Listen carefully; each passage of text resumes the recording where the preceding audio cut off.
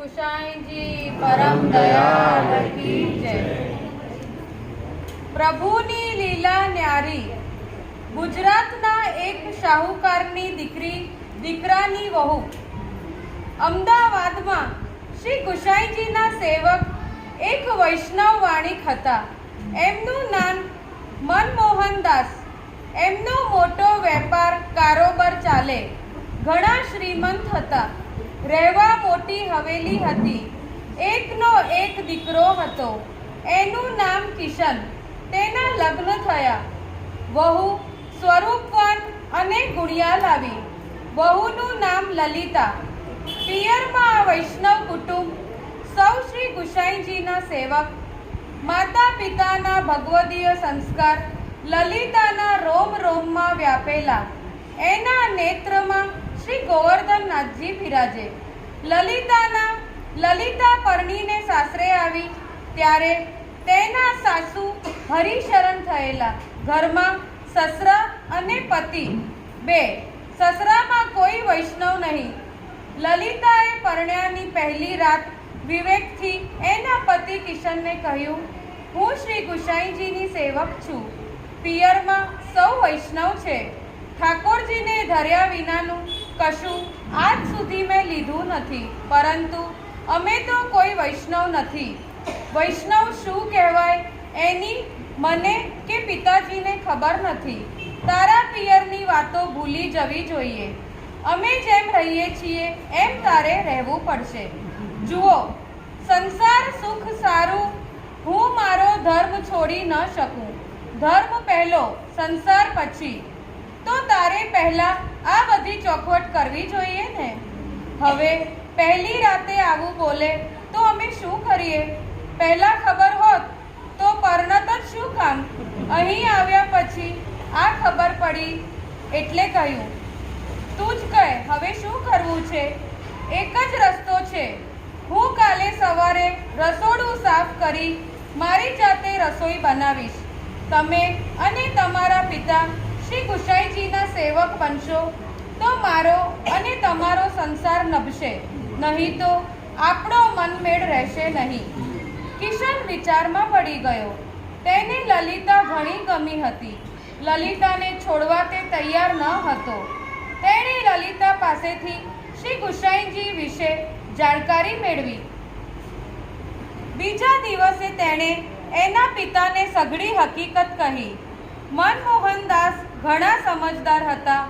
તેમણે વિચાર કર્યો કે આપણે કેવળ હિન્દુ છીએ, કોઈ ખાસ ધર્મ તો છે નહીં। ઘરમાં આવી સુંદર વહુ આવી છે, તે જતી રહે તો સમાજમાં બદનામી થાય। વહુની ઈચ્છા પ્રમાણે વૈષ્ણવ થઈએ તો એમાં કાંઈ વાંધો નથી। મનમોહનદાસે લલિતાને કહ્યું, વહુ બેટા, કિશને બધી વાત કહી છે। અમે વૈષ્ણવ થવા તૈયાર છીએ। અમને કોઈ વાંધો નથી। તે માટે શું કરવાનું તે કહો। પિતાજી, આપણે ગોકુળ જવું પડશે। સૌ ગોકુળ ગયા। મનમોહનદાસ અને કિશને બ્રહ્મ સંબંધ લીધા। શ્રી ગુસાઈજીએ સેવા માટે શ્રી બાલકૃષ્ણજીનું સ્વરૂપ પધરાવી આપ્યું। સેવાની રીત પ્રીત શીખવી સૌ પાછા આવ્યા। લલિતાના સંગથી મનમોહનદાસ અને કિશન પણ સારા વૈષ્ણવ બન્યા। એક દિવસ વીત્યો, એમ દિવસો વીત્યા। એક દિવસ બપોરે પ્રસાદ લઈ બાપ દીકરો દુકાન ગયા। લલિતા ઘરનું કામકાજ પતાવી પહેલે માળે ઝરોખામાં બેઠી। શ્રી ઠાકોરજીના બીડા બાંધવા માટે વાંસની નાની સળીઓ બનાવી હતી। રસ્તા તરફ તેની પીઠ હતી। તે વખતે એક મ્લેચ્છ ત્યાંથી પસાર થતો હતો। તેની દ્રષ્ટિ ઝરૂખા તરફ ગઈ। લલિતાની પીઠ તેણે જોઈ। પીઠ જોતા જ તે મોહિત થઈ ગયો। તેણે વિચાર કર્યો, જેની પીઠ આટલી સુંદર છે તે પોતે કેટલા સુંદર હશે। એટલામાં લલિતાની નજર રસ્તા તરફ ગઈ। મ્લેચ્છે લલિતાનું મોઢું જોયું। તે પાગલ જેવો બની ગયો। તેણે નક્કી કર્યું, આ સ્ત્રીનું મોં જોયા પછી જ હું જમીશ। બપોર થાય એટલે મ્લેચ્છ હવેલી પાસે આવે, રસ્તા ઉપર ઊભો રહે। રસ્તે જનાર બીજા લોકો ક્યારેક મ્લેચ્છને પૂછે કેમ ઊભો છે, તે મ્લેચ્છ કહે હવેલીમાં રહેનાર પેલી સ્ત્રીનું મોઢું જોઈને જઈશ. ધીમે ધીમે આ વાત આજુબાજુમાં ફેલાઈ ગઈ. પડોશીઓએ જાણ્યું, મનોહરદાસના કુટુંબીઓએ અને જ્ઞાતિઓએ પણ આ વાત જાણી. લોકો લલિતાની નિંદા કરવા લાગ્યા. મનમોહનદાસ અને કિશનને પણ ચિંતા થવા લાગી. પેલા મ્લેચ્છને સામદામથી સમજાવવાના ઘણા ઉપાય કર્યા, પણ તે કોઈ રીતે માન્યો નહીં. એક દિવસ થાકીને રાત્રે પિતા, પુત્ર અને પુત્ર વધુ બેઠા હતા. મનમોહનદાસે કહ્યું, હવે એક જ ઉપાય છે, આપણે શહેર છોડી ક્યાંક ચલા જઈએ, તો જ આ માણસનો પીછો છૂટશે. પિતાજી, મારા કારણે આ ઘરની નિંદા થાય છે. મારે લઈને ગામ છોડવાનો વખત આવ્યો છે. જો ગામ છોડવાનું છે તો મારી એક વાત સાંભળશો? દીકરી, તું અમારી વહુ નથી, દીકરી છે. જરૂર કહે, અમને તારા ચરિત્રમાં કોઈ શંકા નથી. અમે તારા ઉપર પ્રસન્ન છીએ. પિતાજી, આપણે બીજા કોઈ ઠેકાણે જઈએ તેના કરતાં શ્રી ગોકુલ જઈએ તો કેવું? શ્રી ગુસાઈજીના દર્શન પણ થશે, વ્રજયાત્રા પણ થશે અને આ દુષ્ટનો પીછો પણ છૂટશે. શ્રી ઠાકોરજીએ આપણને ગોકુળ બોલાવ્યા, આવી લીલા કરી હોય તેમ મને તો લાગે છે. વહુ, તમે બહુ સરસ વિચાર આપ્યો. શ્રી ઠાકોરજી જે કરે તે સારું કરે. આપણે જરૂર કાલે વ્રજમાં જઈશું. 4-6 મહિના ત્યાં ગાળીશું. એટલામાં પેલો દુષ્ટ પણ બધું ભૂલી જશે. બીજે દિવસે 3 જણ ઘર બંધ કરી ભાડાના ગાડા કરી ગોકુળ જવા નીકળ્યા. ગાડામાં સામાન ભરતો હતો ત્યારે તો તે મ્લેચ્છ અચાનક ત્યાં આવી ચડ્યો. તેણે ગાડાવાળાને પૂછ્યું, આ લોકો ક્યાં જાય છે? ગોકુળ જાય છે. બસ. મ્લેચ્છ પણ એ ગાડાની પાછળ ચાલવા લાગ્યો. એને પાછળ આવતા જોઈ સૌના પેટમાં તેલ રેડાયું. અરે, આ બલા તો અહીં પણ ગળે વળગી. રોગ દૂર કરવા ગામ છોડ્યું તો રોગ તો સાથે જ રહ્યો. સૌ ચૂપચાપ ચાલવા લાગ્યા. થોડાક દિવસ પછી મથુરા આવ્યા. એક નાવ ભાડે કરી ગોકુળ જવાનું ગોઠવ્યું. મનમોહનદાસે નાવવાળાને કહ્યું, પેલો દૂર દાઢીવાળો બેઠો છે, એને તારે નાવમાં બેસાડવાનો નથી.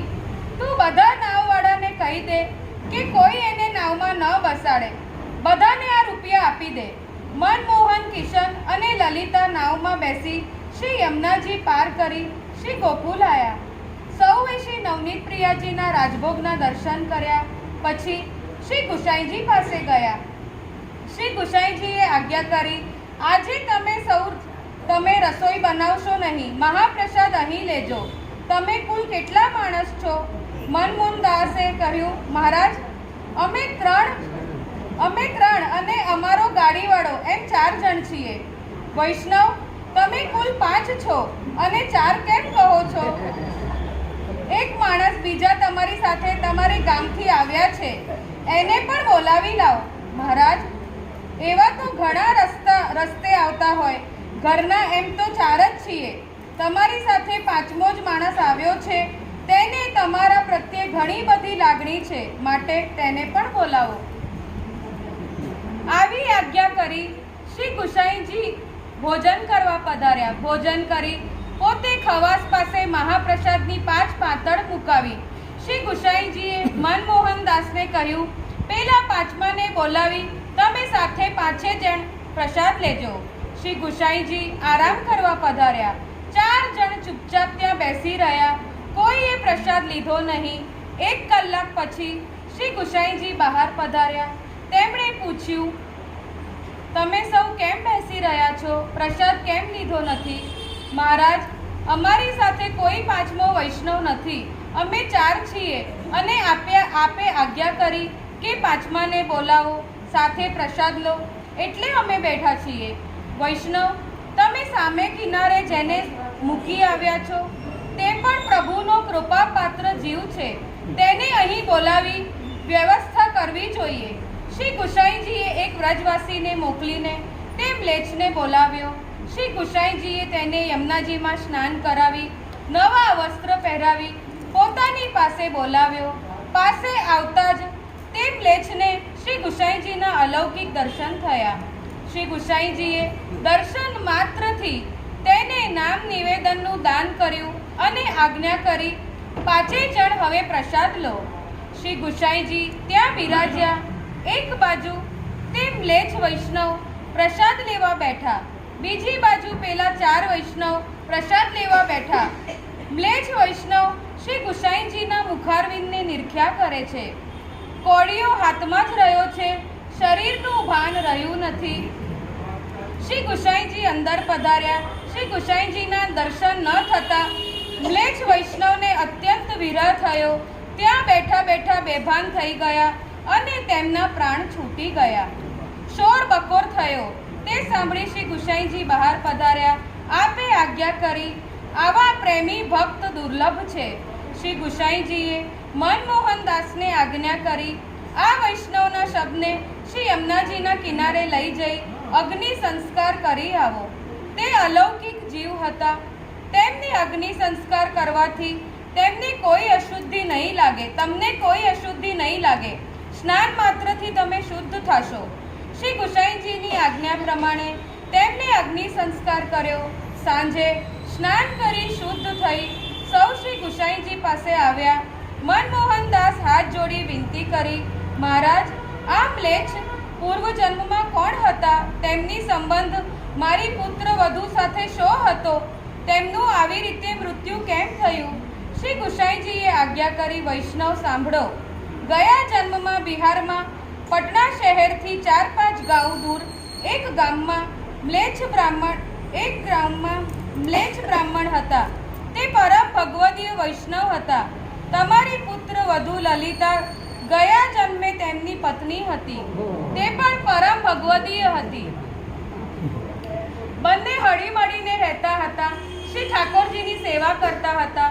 શ્રી ઠાકોરજી તેમની સાથે પ્રત્યક્ષ વાતો કરતા. રાત્રે બંને ભગવદ વાર્તા કરતા. તેમણે આજીવન પતિ પત્ની તરીકે કોઈ લૌકિક વ્યવહાર કર્યો ન હતો. બંનેમાં અલૌકિક સ્નેહ હતો.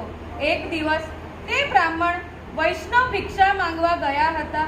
ત્યારે ગામમાં એક વૈષ્ણવ તેમના ઘેર આવ્યા.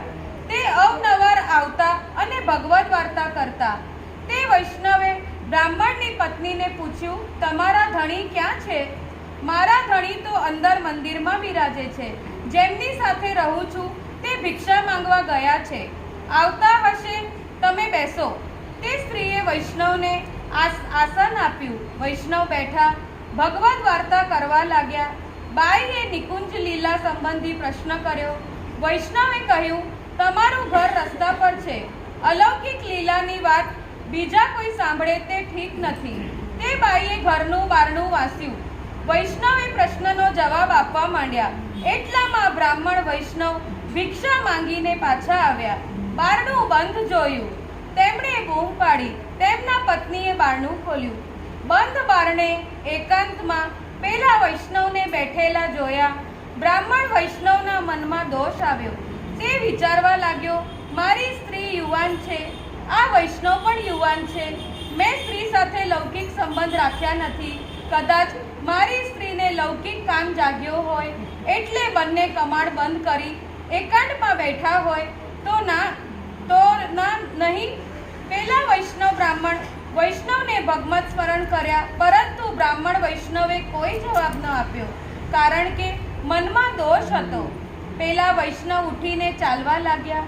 તેમના ગયા પછી બ્રાહ્મણે ગુસ્સા થઈ પત્નીને કહ્યું, તમે બારણું બંધ કરી એકાંતમાં બેઠા તે સારું નથી કર્યું. અમારા મનમાં બીજો કોઈ લૌકિક ભાવ નહોતો. અમે તો ભગવદ વાર્તા કરતા હતા. પરંતુ બ્રાહ્મણ વૈષ્ણવના ગળે વાત ઉતરી નહીં. થોડા દિવસ પછી બ્રાહ્મણ વૈષ્ણવનો દેહ છૂટ્યો. તે આ જન્મમાં મ્લેચ્છ યોનિમાં આવ્યો. તેમના પત્ની આ જન્મ તમારા પુત્ર વધુ લલિતા છે. લલિતાના નેત્રમાં તે મ્લેચ્છને શ્રીનાથજીના દર્શન થયા. એટલે તે દરરોજ શ્રી ઠાકોરજીના દર્શન કરવા આવતો. તેના મનમાં લલિતા પ્રત્યે કોઈ લૌકિક બુદ્ધિ ન હતી. તેથી તે દર્શન કરીને ચાલ્યો જતો. દર્શનના હેતુથી જ ગોકુળ સુધી આવ્યો હતો. તેને બ્રહ્મ સંબંધ થતા વિરહ તાપ વધ્યો અને તેમનો દેહ છૂટી ગયો. તેને નિત્ય લીલાની પ્રાપ્તિ થઈ, પરંતુ લલિતાનું મન લૌકિક સંબંધી કુટુંબીઓમાં લાગ્યો છે. તેને તેનું અભિમાન પણ છે, એટલે જ્યારે તેનું મન લૌકિકમાંથી છૂટશે ત્યારે તે લીલામાં પ્રાપ્ત થશે. આ બંને કૃષ્ણ અવતારમાં ભાઈ બહેન હતા, માટે અહીં પૃથ્વી ઉપર પણ પતિ પત્ની તરીકે તેમણે લૌકિક સંબંધ બાંધ્યો નથી. આ વૃત્તાંત સાંભળતા જ લલિતાને પણ વિરહ તાપ થયો. 2-3 કલાકમાં તેનો દેહ છૂટી ગયો. સિદ્ધાંત નવનીત. વૈષ્ણવ માટે કદી દોષ બુદ્ધિ ન કરવી, વગર જાણ્યા વિચાર્યા વૈષ્ણવની નિંદા ન કરવી અને વૈષ્ણવને દોષ ન કરવો. જે વૈષ્ણવની નિંદા અને દ્વેષ કરે છે, પોતાના વિચાર અને વર્તનમાં દોષ બુદ્ધિ કરે છે, તેને બીજો જન્મ હીન યોનિમાં આવે છે. લલિતાની આંખોમાં શ્રીનાથજી બિરાજતા હતા, છતાંય તેનો અનુભવ લલિતાને થયો નહીં, કારણ કે તેને વૈષ્ણવનો સંગ ન હતો. સત્સંગ વિના ભગવદ અનુભવ થવો દુર્લભ છે. સત્સંગના અભાવમાં લલિતાને તેના રૂપો અને કુટુંબના લૌકિક મદ હતો. જ્યાં સુધી લૌકિકમાં મદ અને મન રહે ત્યાં સુધી અલૌકિક સ્વરૂપ જ્ઞાન થતું નથી. મ્લેચ્છમાં દીનતા હતી, તેને શ્રી ગુસાઈજીના દર્શન થયા. તેને તત્કાલ વિરહ તાપ થયો અને દેહ છોડી દીધો. વૈષ્ણવ હંમેશા દીનતા રાખવી, દેહ વગેરે લૌકિકના દુસ્સંગથી ડરતા રહેવું અને વૈષ્ણવનો સદા સત્સંગ કરવો, તો હૃદયમાં ભગવત ભાવ વધે. શ્રી વલ્લભાધીશ ગુસાઈજી પરમ દયાળ.